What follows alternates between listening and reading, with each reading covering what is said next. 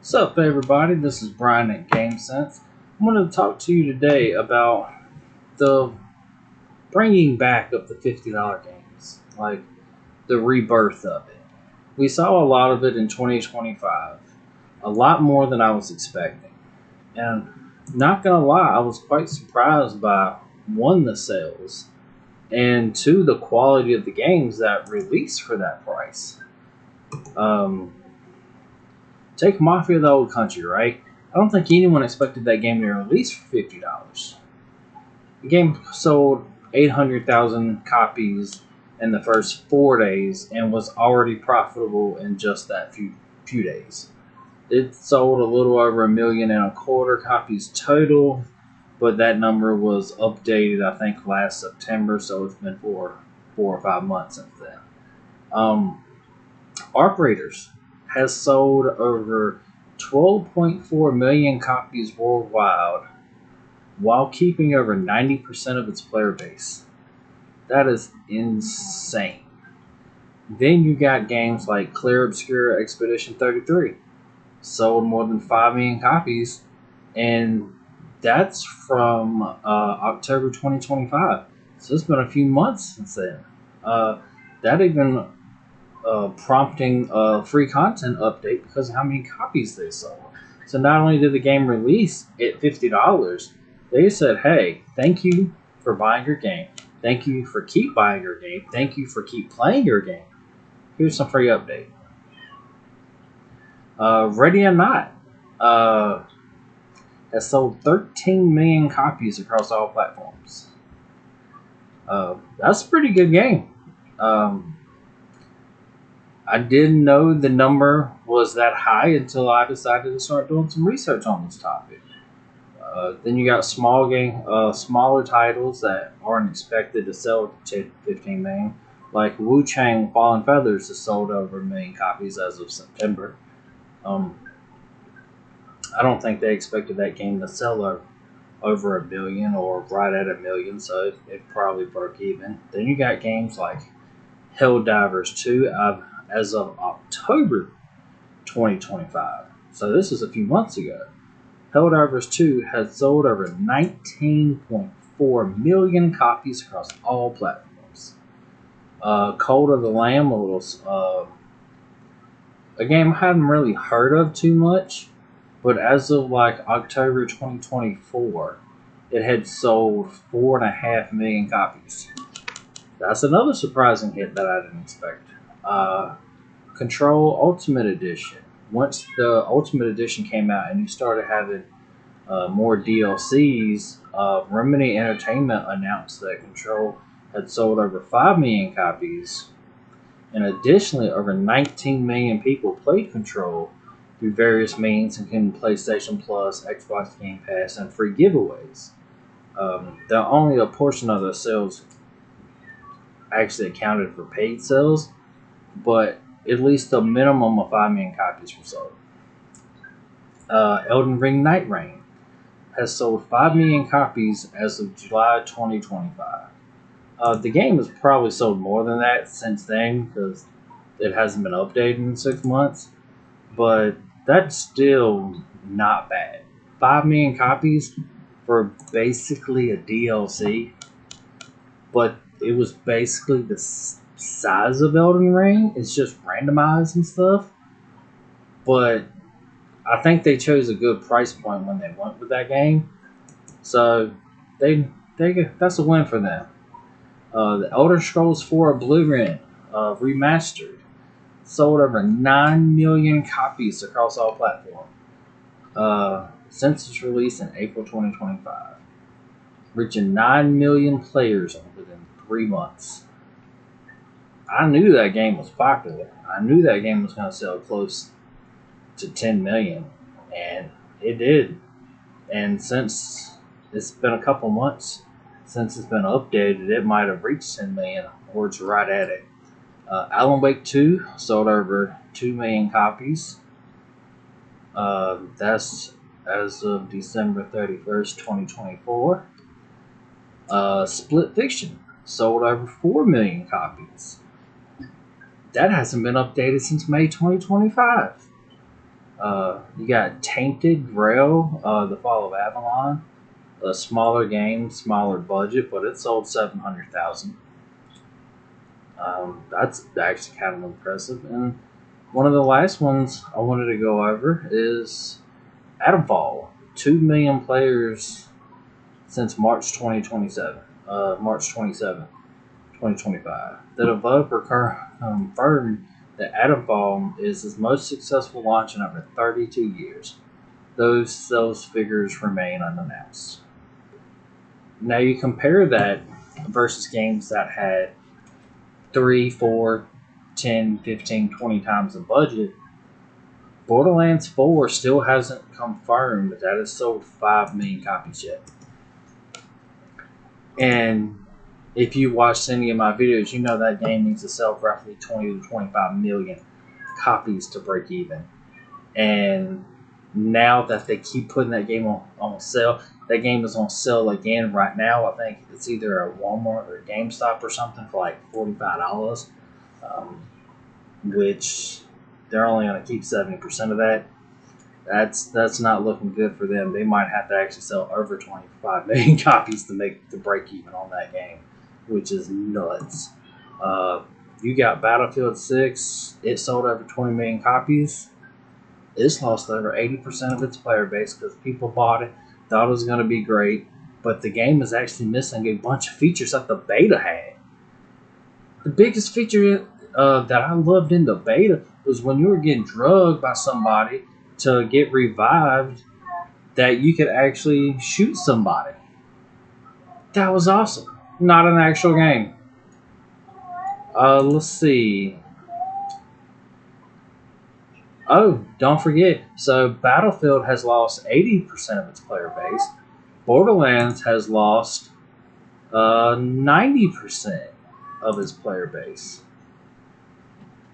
Madden 26 only sold 1.4 million copies in its first 24 hours. They haven't updated that number since, probably because it ain't sold much more since then. And the game's been on sale for $35 numerous times since then.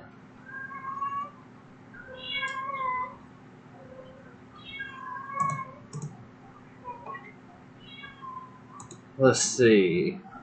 Doom Eternal has sold 5.1 million units on Steam, PlayStation 4, Xbox One.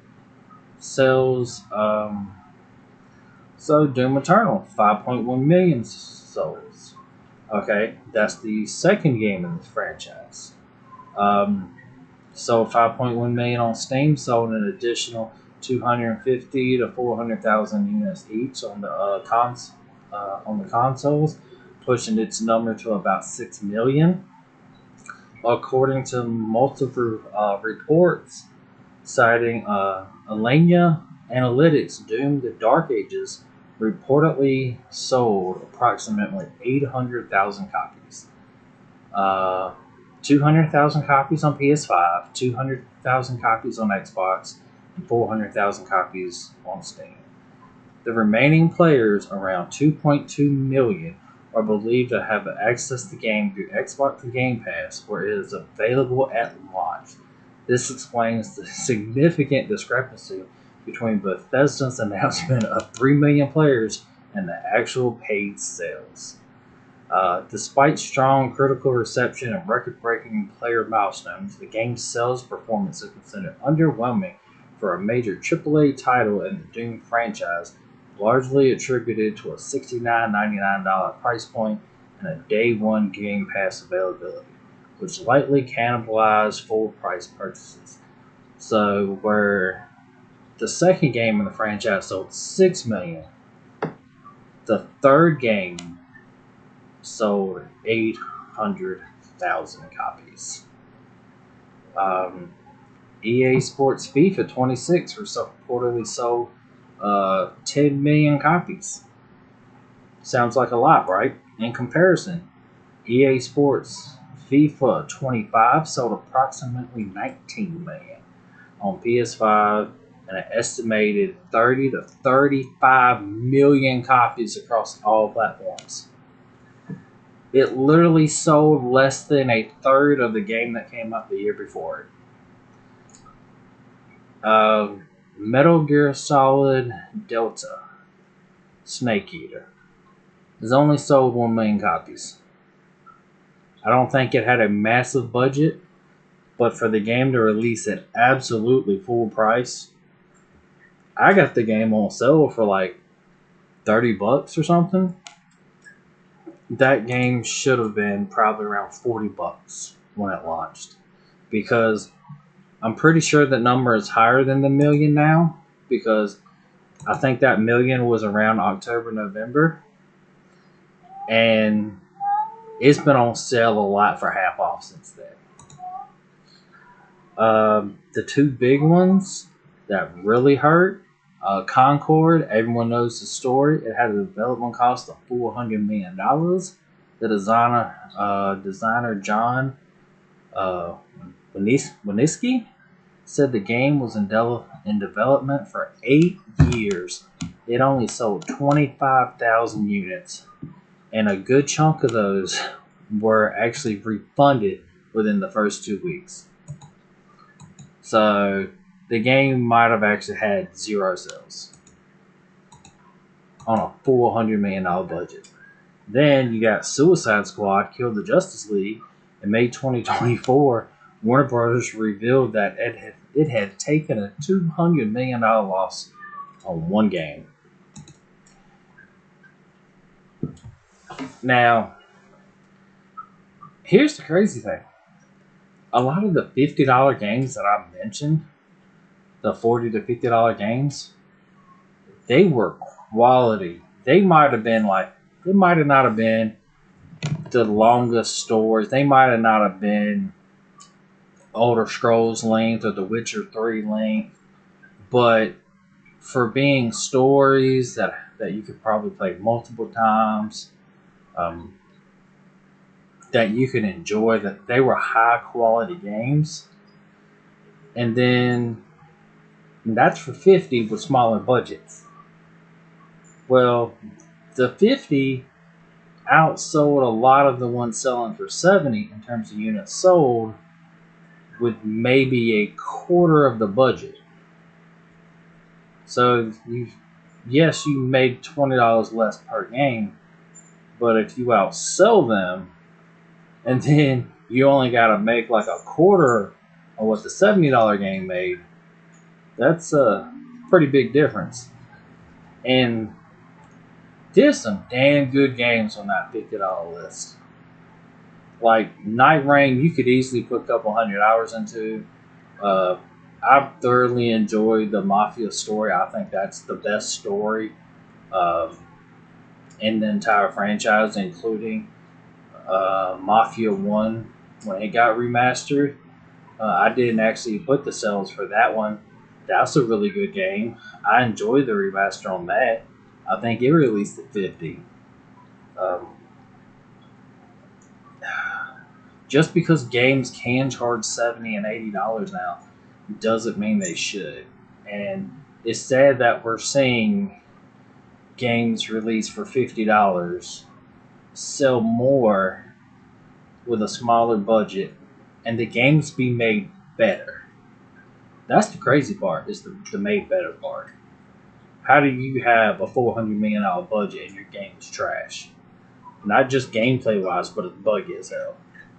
Compared to a company with a quarter of your budget or a tenth of your budget, and the game has basically no flaws, or they do a day one patch that fixes what's left of them flaws. I am trying to make this video a lot shorter than my other ones just to see if it does any better. So that's my thoughts on it. Tell me y'all thoughts in the comments. Do y'all like the $50 games? Do you like the $70 games? The $80 games, just that Nintendo tried to start, that was just a big fail. So hopefully see you in the comments. I'm Brian at GameSense. I hope y'all have a good night.